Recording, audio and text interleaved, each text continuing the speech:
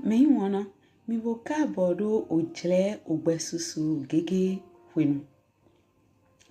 To kan heji, mi non tindo droje gbonjo mi on Kristi Jesu tondali. Nando non la wendagbe. Podo nando ma homenjrado ho. Mi non sono ma nupikplon bon owewe dali. Kele dide asisa ogbesusu gege Kristi ton drodo.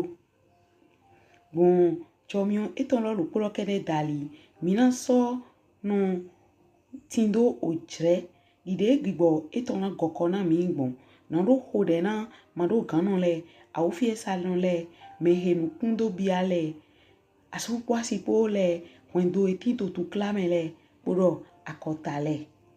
Nvemi, na mini tunto mi ton ayi. Nando do mi mando ogbesusu gege lome. Podo nando moi to goflame pata. Bí wọn náà mi ò jọ jẹ bó sọ lẹ́kọ̀ọ́ ọkàn mi tó ń jí náà mímọ́ mi tó ń gbẹ sókè po bọ̀ mi wá kàn lọ́jí náà lórí nǹkan ìtò eré yín ò gbígbọ́ lẹ́ dàlí bọ̀ wẹ̀nu mi ò tán sọ̀n pọ̀ jẹ́ bó wá mi náà mọ̀ lọ mi nú tẹ́lọ̀ gbígbọ́ ẹ̀yìn ṣùgbọ́n ẹ̀wẹ̀ tó ń jí ò gbígbọ́ ohun tuntun bọ̀ ẹgbẹ́ mi náà nú tẹ́lọ̀ ò gbígbọ́ sínsìn tó ń jí bọ̀ gbígbọ́ sínsìn tó ń wọ́n pọ̀ ohun tuntun pọ̀ yẹ́ ìlò pọ̀rọ̀ dé mọ́ ṣìgbà mi náà mọ̀ fò gbígbọ́n dé yín sínsìn tó ń bọ̀ ẹ̀yìn ò ní dàgbé dé mi gan sọ́dọ̀ yí sọ́n ò gbígbọ́ ò sínsìn tó ń mẹ́ dọ́nà èmi gan mọ̀ sọ́n ẹ̀mẹ́ dé mi gan mọ̀ kò mọ̀ jíwé ẹ̀wì náà ló bí ọ̀ gbígbọ́ ẹ̀nẹ́ náà ló sì gan tó tó nǹkan yìí tó gbé jí sọ̀n lèmi tó jí tó àyí gbàrọ̀ jí bọ̀ pẹ́pẹ́ ikún ẹ̀yìn ò níwọ̀n tọ́ mi tó retí tó délẹ̀ dé dọ̀ náà wẹ̀yìn tó mọ̀ sínsìn dó wẹ̀yìn rọ̀ sínsìn wẹ̀yìn ò mú kàn tó pọ̀ sí nù ẹ̀rẹ̀ ìgbẹ́tọ̀ nǹkan ló mọ̀ tó náà nù èsì yẹn lẹ̀ àbí ẹ̀yìn ló mú lọ nù èsì yẹn lọ́lẹ̀ wá yín dàbla nù dé nǹkan tó mọ̀ tó náà nù gbọ̀ndó ẹ̀mẹ́ bó náà tó pọ̀ nù sọ ẹ̀mẹ́ tó ẹ̀yìn ò wẹ̀nu ye mọ̀ nù ẹ̀ lọ yíwú tó yẹ náà pọ̀ nù lóbó náà wá yí zán tó nù yí wá àbí nù sọ àwòrán àbí nù sọ nù kún mọ̀ meyi to alihoji bọ̀ ètò dídórí àrọ̀ mọ́ nù gbígbọ́ sínsìn tó sọ̀ gbẹ́tọ̀ dé náà dé ẹ̀yìn ndé èyí nǹkan dọ̀ híhun dé rẹ̀ náà ló sì gan dúnú dé yìí gan báyìí ló tó jìlẹ̀ dé mẹ́ tó sá dé mẹ́ kpọ́dọ̀ nù hè kún sọ̀ nù kún po nù èdè gbẹ́tọ̀ sì gan yí tó mẹ́ náà ló sì gan do mọ̀ nǹkan jẹ́ nù mẹ́ tó wẹ̀nu ìgbẹ́tọ̀ tí tó kílámẹ̀ àbí kúlẹ̀ kúnlẹ̀ mẹ́ àbí ẹ̀yìn àkóbá ndé pépé mẹ́ bọ̀ tó tàdé náà ẹ̀nẹ̀ lọ́lẹ̀ mẹ́ wọ́n á mú lọ nù ètò fìtàn lẹ̀ yẹ mọ̀ lé ìsọ̀ jíwé rẹ̀ sí nù yẹ mọ̀ ìsọ̀ jíwé rẹ̀ sí ètò rẹ̀ sọ̀ ń dọ̀ mọ́ ní dọ̀mọ́ mi yá bí ọ̀ wéwé mẹ́ náà ló sọ̀ pọ́n ètò rẹ̀ gbígbọ́ sínsìn tán lóyún gbígbọ́ sínsìn tán lóyún tó títàn mẹ́ o drọ̀ jẹ́dé náà ló sì gan tó mọ̀ jẹ́ mẹ́ dídé jíwé rẹ̀ mọ̀ dó tó nù yí wá lẹ́mẹ̀ tó nù sọ̀nù kún lẹ́mẹ̀ tó àdán gbòmẹ̀ wẹ̀nu àbí tó wẹ̀nu dé yẹ tí bó tó tà mẹ́lẹ̀ kún bó ndé jí bọ̀ tó húhú sí náà wíwé sí náà ètò tó tàdé náà ẹ̀nẹ̀ lọ́mẹ̀ ètò báyìí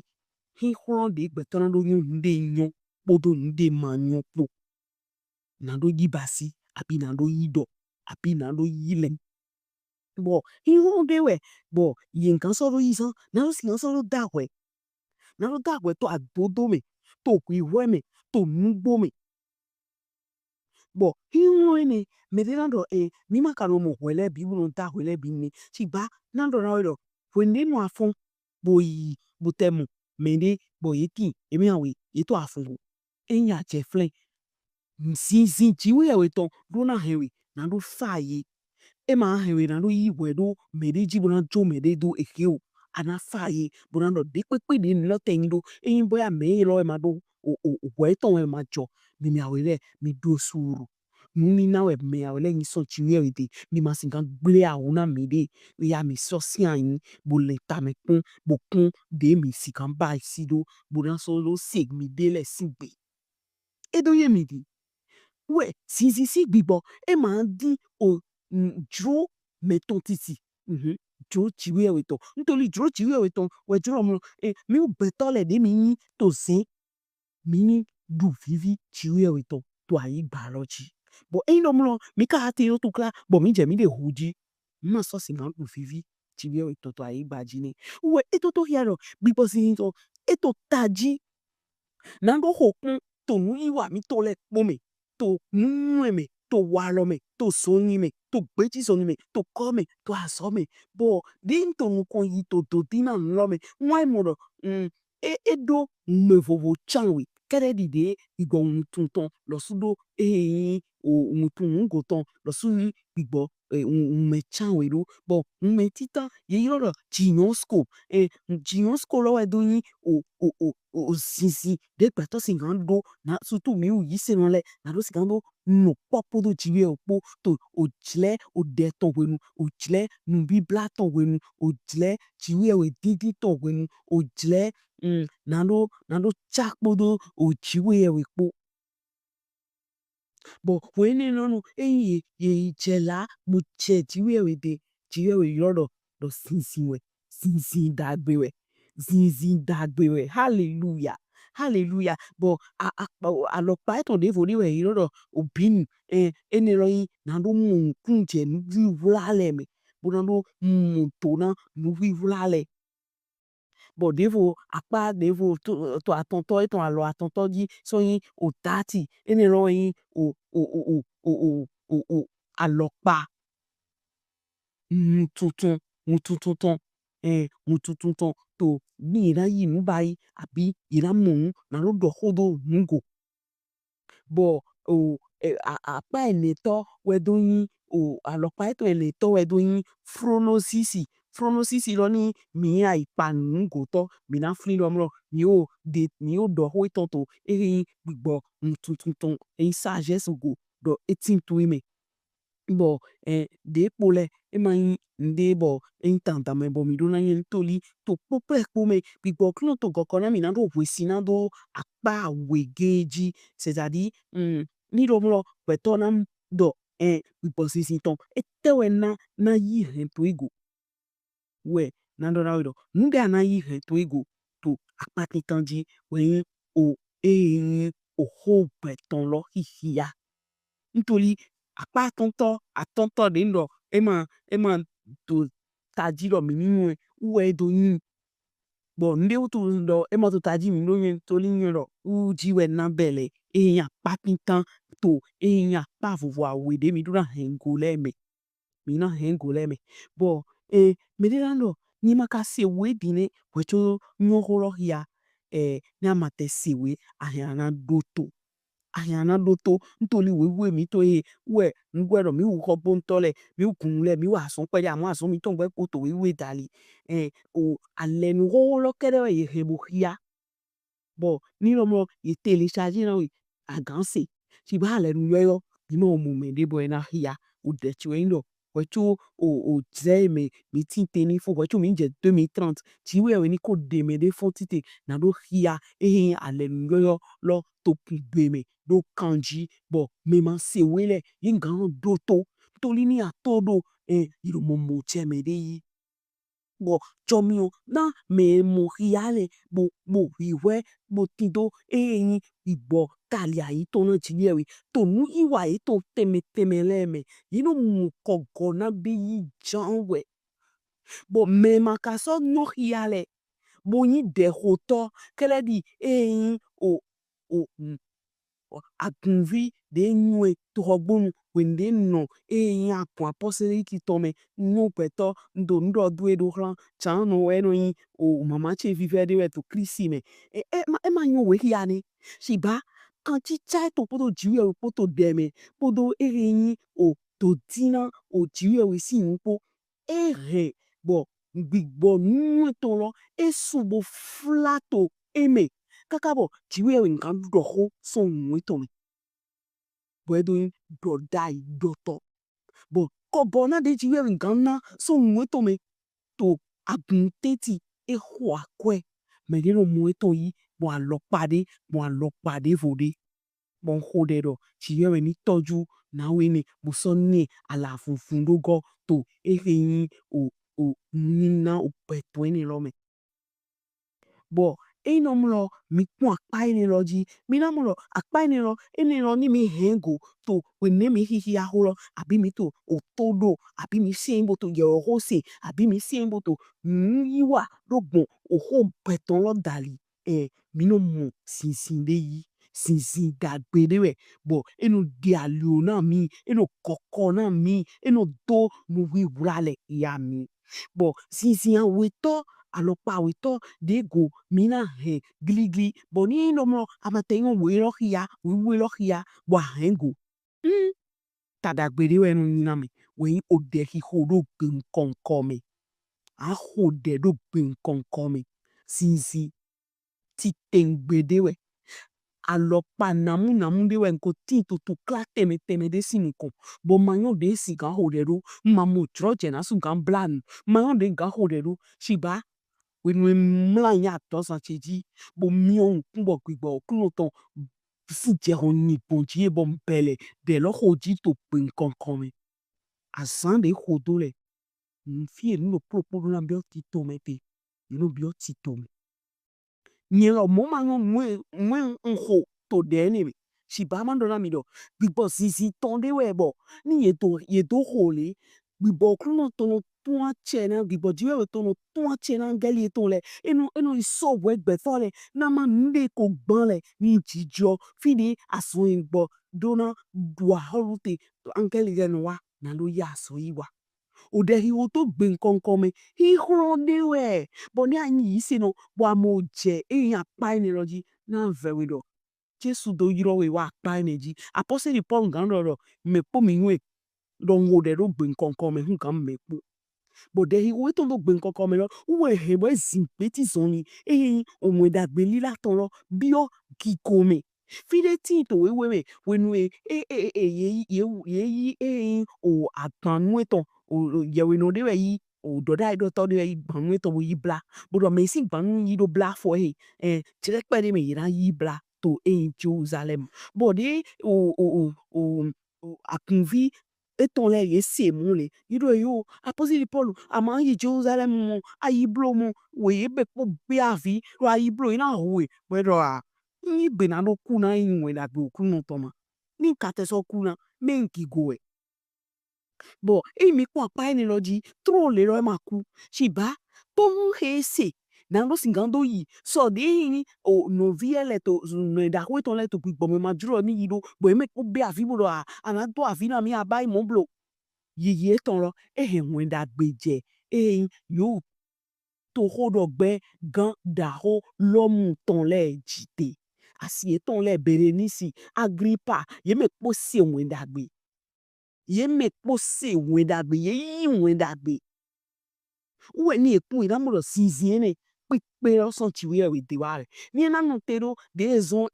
o no vi no eton no vi sun eton le si to Christ me ma yi de mo yo le ro su ma se we da gbe bon ho de bo ya yin pe epo ti we mo yin o ho pe ton lo bo mi do na mo na ya kota de le to sin bo mo je pi lo igbo kuno ton na hun ali ona mi bo mi na je fle to Jesus sin come so de na do awu sinsin na mi na do awu vive na mi so igbo kuno ton na mi George bo na mi fuda bo mi na yi bo na la hun da gbe to fi lo bo o pe o kuno ton na do yi teme ntori imi mo a holo ni le ye ma yi ko o jiwe o ton se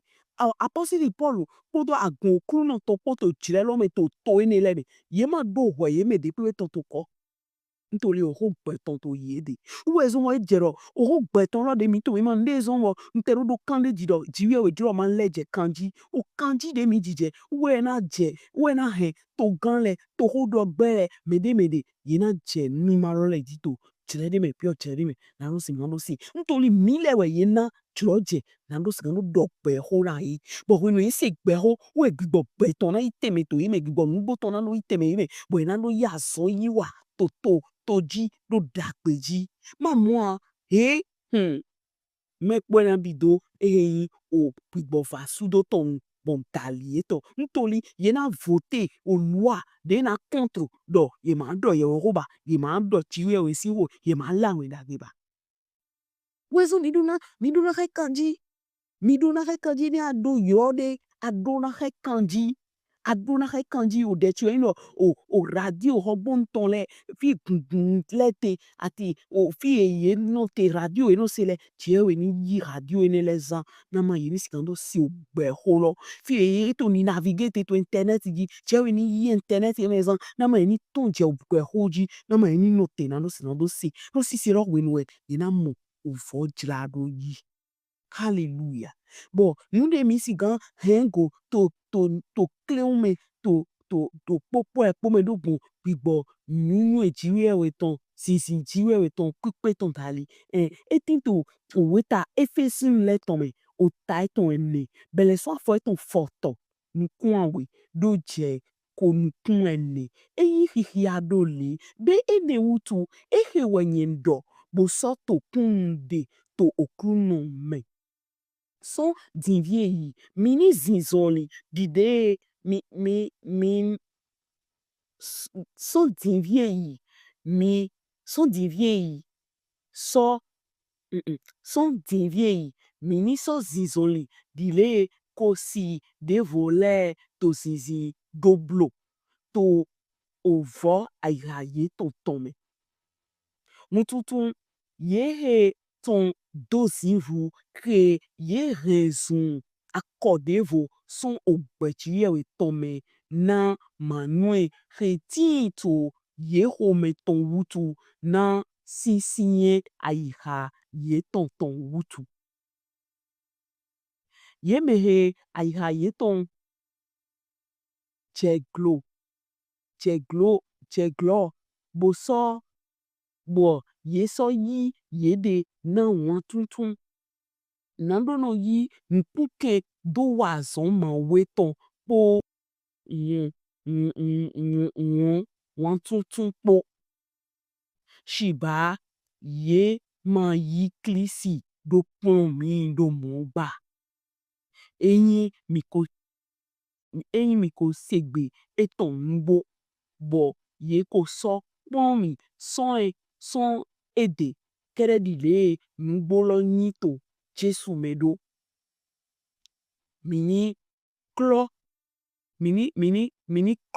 do akpado po o walo o pe miton hoho ton beto hoho le heko blaze hededi wan tuntun he gona klo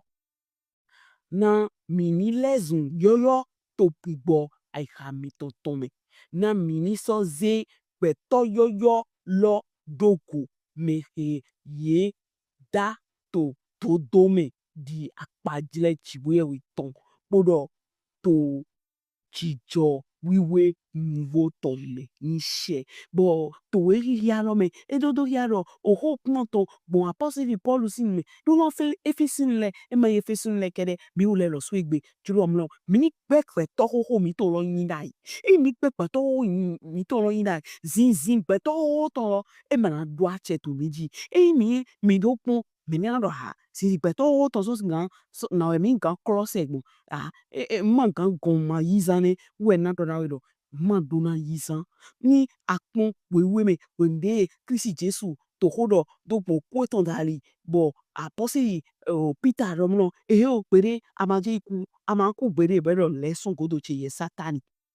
edodo hiaro sinzi beto ho mi ton ro de ye kno mi to ayi won me bo wendo le mi wende Kristi mo gba holu pipe bo mi kan yiza satani sianson we bo sinzi mbo ton to chiwe we me to hallelujah me do ra mi we yi Kristi le we yi Kristi ton edo pipe edo nya todo bo sinzi ene e tin to mi me yero no nu iple do po nwenyo do po funa nwenyo na lo si kan lo de nuinho bo de chewendo yise no yayin to gbeji so ni lo me wa te pipon no bre ete chi koran ye nwele do ni ro su le ro su ye ma ya pa je na mi to yise ro me na we yin sun kan gi so ni to nu po me bo yi kon do na do na we do adodo to e pipe esi kan re ye me pa pata sinzi pipe son ti ya we de eyan yizan to wa lo me we nu ye ti bo to hold on jago wa do yo ma kan po lo ji do mo ni mi lo su mi pon le kele dide gibo pronto nawe kogonando nawe kogonando abi kele dide o hompe tonando ananya zo wa ndi de jiwe we na zan na no singando donwa lekoa yo he to tindan buso ile bon hode to Jesus si come do mi ogunle fi de pepe de mi tinte bo mi ko yise bo mi chodo me gole abi me ndo ya pa jile da gbe na mi to yise mele ye ma so ayin na mi ba hode to Jesus Christ si come do chiwe we na mo mi san na do zan dagbe na do zan sin pipe ton na do yi san bo na do ton me ne le ko aidi ntoli ni emo ye na de tun to ai hai ton le be ni e ma te do meme sun we meme no we chiwe we ton e pe te do chiwe we bu e ma di mi ule bi gbo mi ule yo suni basi di de etimbo to bi basi do but we no ya timbo to de ho na e to nglo buti bo to ho gbe na bo to wa lo de po bo to wi we po bo to su po nu su po na dio nu supo na dio sinzima do mi to nzizi Christi pipe to lo mando egbe we zo atun Christi to do ta iri nwe to sekre come bo atun vi ma mo atun gango agun kan osun ma kun mo afun vi go ntoli apasa si anzon e ko yi teme ko de do ti nkun no kan ele ti wi we ni ton ni wando na pátápátá bo zemi bo vo agomi doro ekeyin ogbe pipe ton me sinsin to pipe lo ton son wa to Jesus si ni come ma so inu kon gan mo mi gbo ma hode baba ke Jesus si ni come mi mo do gbon gbigbo sinsin ton dale bo mi mo do gbigbo na mi na do singan do nu to nu egble po si anpa na do singan do de nu eyan bo hode na lo po mi ton le bere so ni lo su titi gbeji so ni lo nko do kun do ediga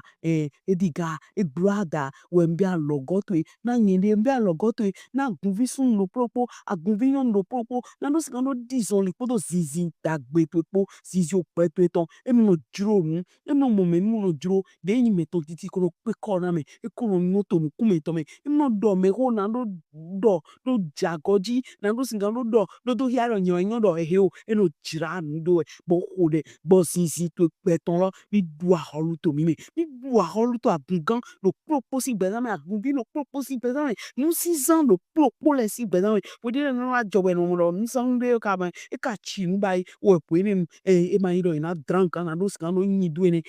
o ina yin de bo ho ne si tu si wa lo po ni baba gbo si tu si wa lo ni ho do lo propo mi to le na kun mi to le ni sigan lo to when to mi to le ni sigan lo to na nu e kan to mo bo to mi ko to gbonu mi sigan do bo kun bo mo do ti we yi tito ntoli mi jo teme do na si eton mi jo teme do na gbigbo ohun ton na gigo eton akan chocho kere e me na gigo mi o le ton ntoli nu zan tata de po mi bo mi to ndo we na jira je ana mi na no si ndo mo kunje gbigbo ohun ton ro me bo hode na agunvision mo kun na do nyo we kia mi hode rani guano na ni sigan do abidi pon na do sigan do mo kunje no hia me na gigo to akanso kere si bo do ache di baba to Jesus si ni kolo mewe mi hode te ni she mi wana ma so inu kon kan mo mi do chi bo do Christ Jesus ton e so iwe de vonu to o mi ma mi ton o mi gbe su ge ko me vocabo mi o bo no jile kanji ugbesusu gege wenu to kan heji Milanti do jro je gbonjo mi on Kristi Jesu ton dali na ndo no la wen dagbe podo na ndo ma ho me jra do ho